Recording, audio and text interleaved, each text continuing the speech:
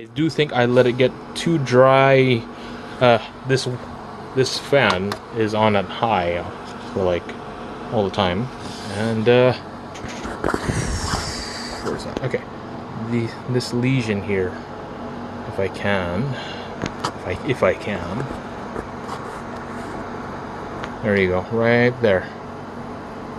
That some dry spots here. I guess it was moist when it had the dry spots in the medium, but I guess it just wanted more water, or it's just too much wind, so whatever have you. But the roots are all looking good. Look at that. That's looking good. That's all looking good.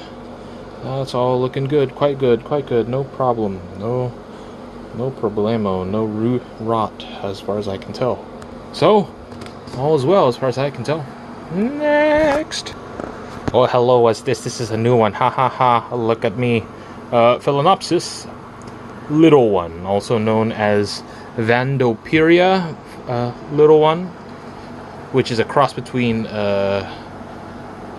what's formerly known as Sideria japonica and Phalaenopsis. What was the? Oh wow, Hygrocylus, Sarcocylus, something like that.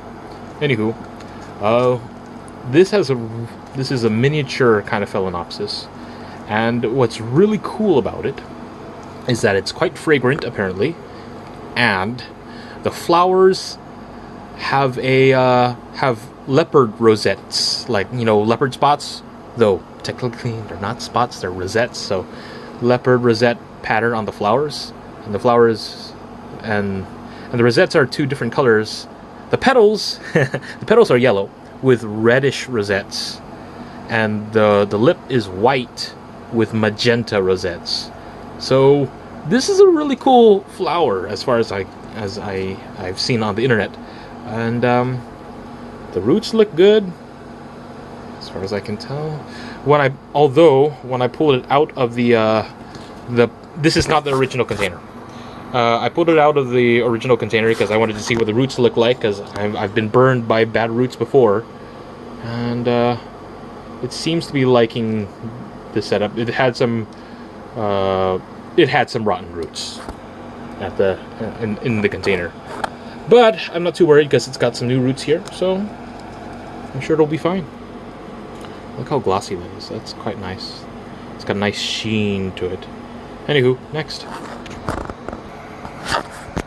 Alright, what's next? Okay, my Brassavola cucullata BLC Gulf Green hybrid seems to be doing okay. The growths are adorable. Let me turn this on. Okay, how do I do this? Of course I would. Okay, let's see.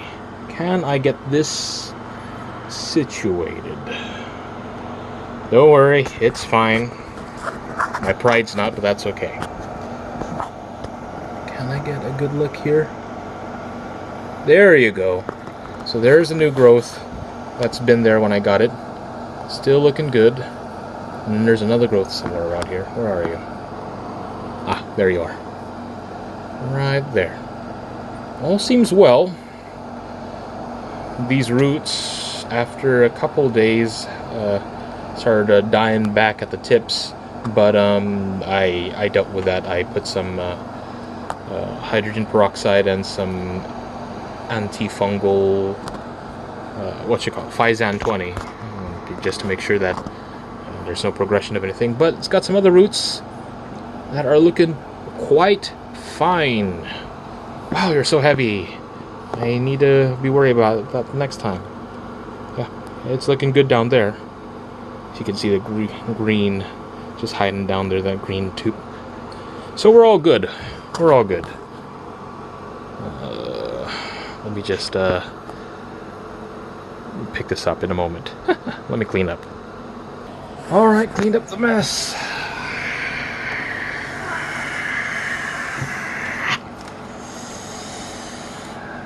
Okay, Angraecum sesquipedale continues to thicken up over in this midsection. Nothing else to report other than the leaf continues to look healthy. It doesn't seem to have any yellowing.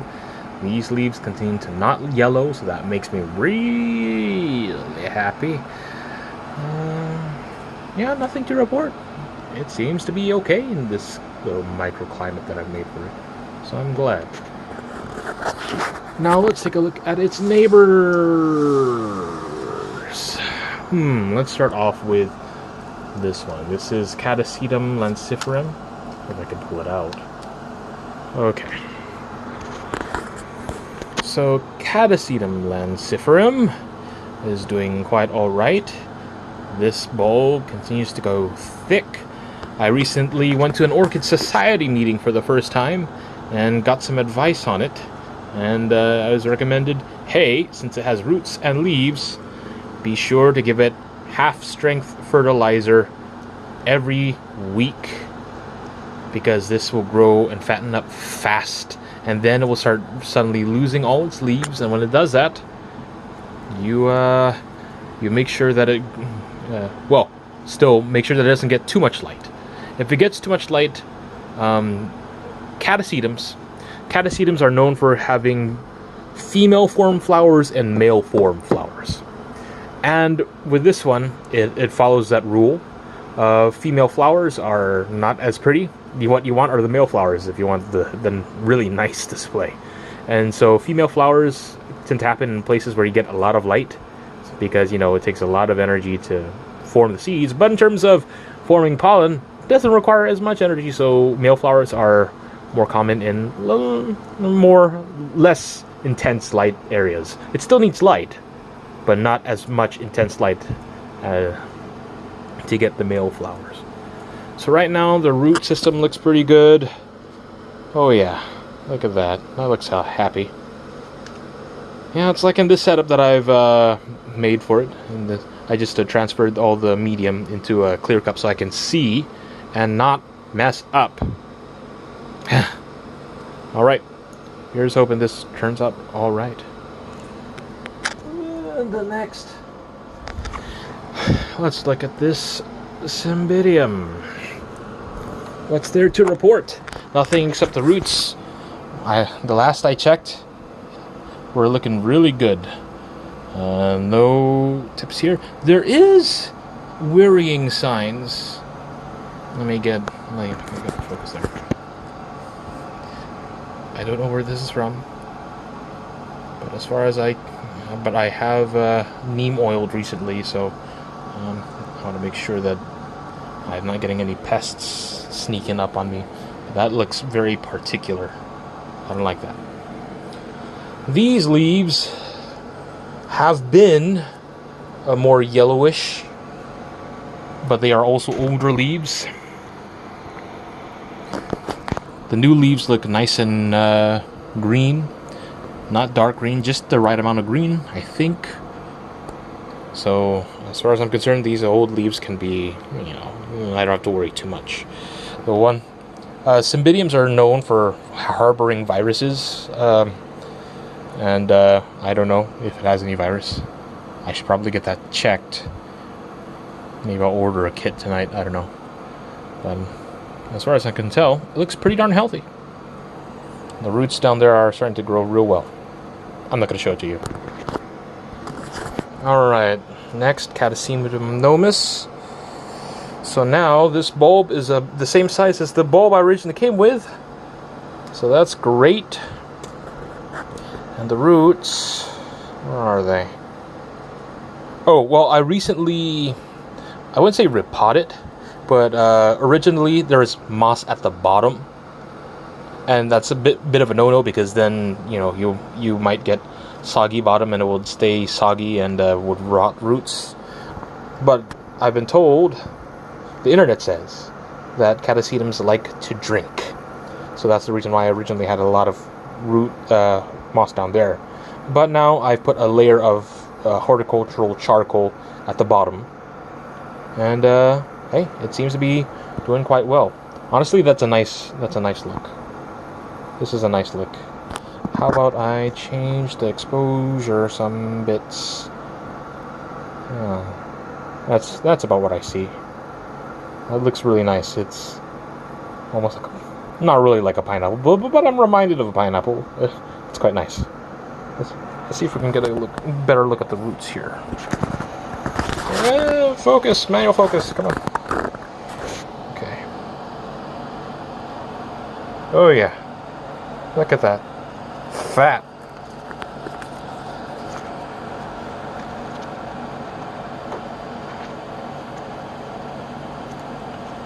Oh yeah. Oh yeah, that looks pretty good. Alright, I'm very pleased with how it's bouncing back. Hope to see flowers from you soon, buddy. Next. Well, you're not an orchid, but you're a carnivorous plant. This is Drosera binata, variation multifida. And let's get this is bad exposure, come on. No.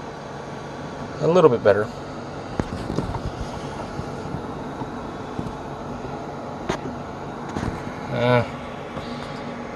It's doing okay. I don't think it's thriving as much as I'd like it to. But I'm keeping it in this condition where it's under a lot of light all the time and it has as much humidity as it wants. Because the last sundew, all the other sundews I've had, even though I've kept them in trays of distilled water, and even though the humidity in my room tends to be kept 60 or higher, 50 or 55-ish or higher usually, as much as 70 even. That being said, I don't know, the dews tend to keep drying out even though I'm giving it a lot of light and a lot of humidity as far as I'm concerned. So I'm now just trying to keep it in more humidity and see if it's making a difference. And it did for a while. Like this one had a lot of dew, but I fed it some fish flakes, which has been recommended by the internet. But these new growths seem so small and sad, so I don't know. I don't know if it's liking the setup thus far.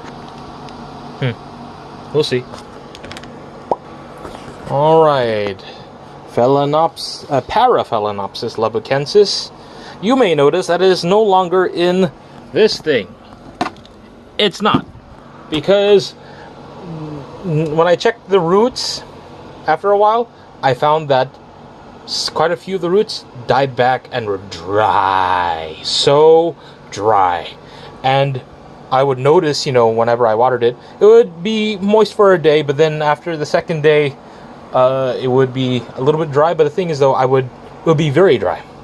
And it's usually on the second day that I would water, but I'm starting to think that it hates ever getting that dry. Like it would get crispy sphagnum. So now I took it out of there because that's just too much getting dry. And now it's in this, where it has some aeration holes at the bottom, charcoal at the bottom, and mostly sphagnum moss on top. Very loosely done, not super hardly packed, but it's definitely going to stay moist for longer. And so far, well, it's too early to tell. When did I put it in? Maybe at the beginning of this week I did it, or maybe the end of last week. I don't quite remember. That being said, I checked it maybe a few days ago, and the roots look nice and green. There doesn't seem to be any progressing of root dieback, so I think it does not like ever getting dry medium. I am sorry. And watering that thing is difficult to water because, especially when the sphagnum moss got really dry, right? It takes longer for the water to penetrate and get soaked up. But now, since it's in this thing, it's less likely to dry out that quickly, and it's just by the time that I get to my usual 2-day checkup, it's just moist. And since it's moist, I can just pour water in and not have to deal with sticking that whole thing underwater in a bowl. I don't have time for that. I have time for that, and we're good. It's fine. So yeah, it's very loosely packed. Still remain green as far as I saw. Let's hope it bounces back.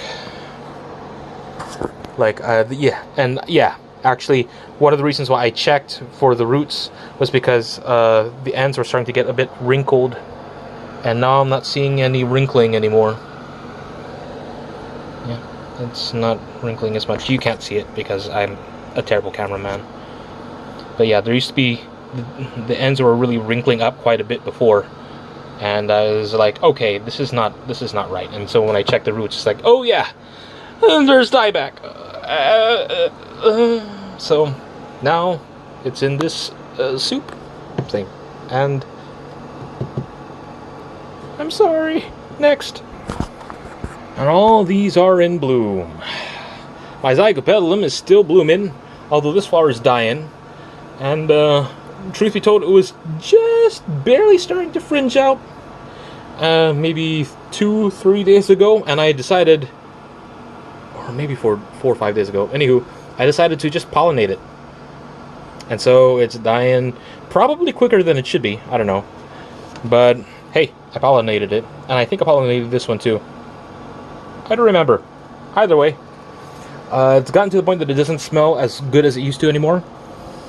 Yeah, it's very light and watered down in fragrance. Like, the fragrance isn't as strong and sweet. It's now very dilute smelling. It smells like you just watered down the perfume.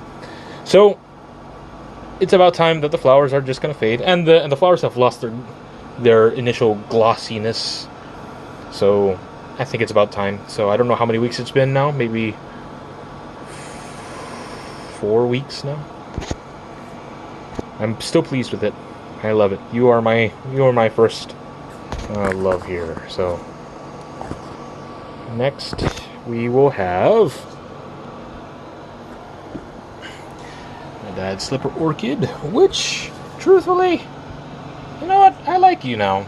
I didn't care for you before, but now, you know, you've grown on me. Yes, you have. I like the little lamb ears, the little warts, the glossiness of that.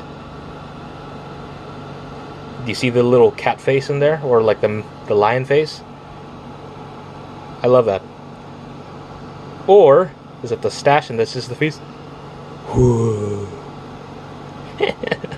I like it now.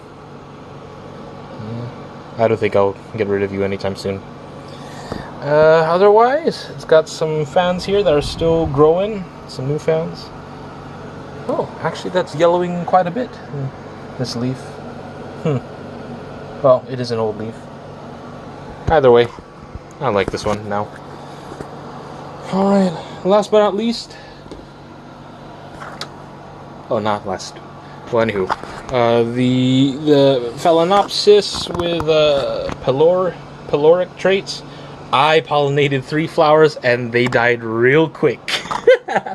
I don't think they're gonna form any pods. Nope, not at all.